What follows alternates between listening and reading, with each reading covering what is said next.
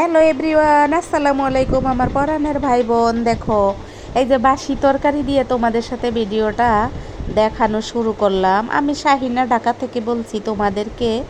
আমি আমার ইউটিউব চ্যানেলে সকলকে স্বাগতম জানাই। আমি যেহেতু সন্ধ্যায় ভিডিও আপলোড করি, তাই শুভ সকাল বলতে পারছি না, এখন কিন্তু গুড আফটারনুন চলছে। আজকে রান্না করেছি ডাল, আর তার সাথে ছিল গাঠি। আর আজকের ভিডিওতে যা যা থাকছে সবটুকু তোমরা দেখতে থাকো। যেটা বলতেছিলাম আগের ভিডিওতে, যে আমরা পাঁচটা ভাই বোনেই কিন্তু অনেকটা ট্যালেন্ট। যার যার অবস্থান থেকে আমরা 5 ভাই বোনেই ট্যালেন্ট, এবং সেই ট্যালেন্ট আমার বাবা আবার আমার মা কখনোই প্রশংসা করতো না, কিন্তু তারা বুঝতো যে আমরা 5 ভাই বোন অনেক ট্যালেন্ট। কিন্তু আমাদের আশেপাশে যারা বিলং করতো, তারা না আমাদের এই ট্যালেন্টকে ঢেকে রাখার খুব চেষ্টা করতো, আমাদেরকে সবসময় নন ট্যালেন্ট প্রমাণ করার চেষ্টা করতো। আর তাদের ছেলে মেয়ে ট্যালেন্ট না, কিন্তু তাদের প্রশংসায় পঞ্চমুখী থাকতো আমার সেই আত্মীয় স্বজনরা। আমি যে কথাগুলো বলতেছি, আসলে আমরা দাঁত থাকতে দাঁতের মর্যাদা বুঝি না, যে দাঁত দিয়ে কিন্তু চাবাইয়ে অনেক কিছু খাওয়া যায়, যখন দাঁত থাকে না তখন কিন্তু খাওয়া যায় না।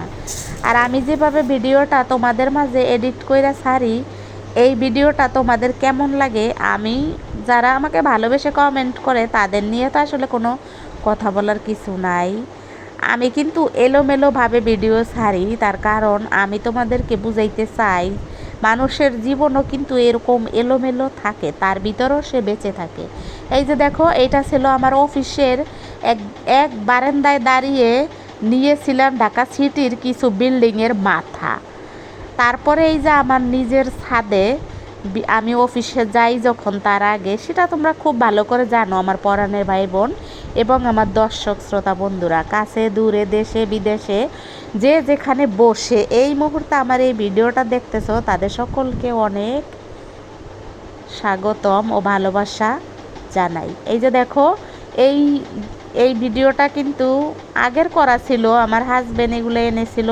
আমার যেহেতু একটু সমস্যা থাকে, খুব ভোরে আমার ক্ষুধা লাগে, তাই তো ওই কলা রুটি খাই আমি মাঝে মাঝে, যেটা তোমাদের মাঝে অনেক আগের ভিডিওতে শেয়ার করেছি। সব সময় শেয়ার করা সম্ভব না, কিন্তু এই ধরনের খানা কিন্তু সব সময় আমার ঘরে থাকে।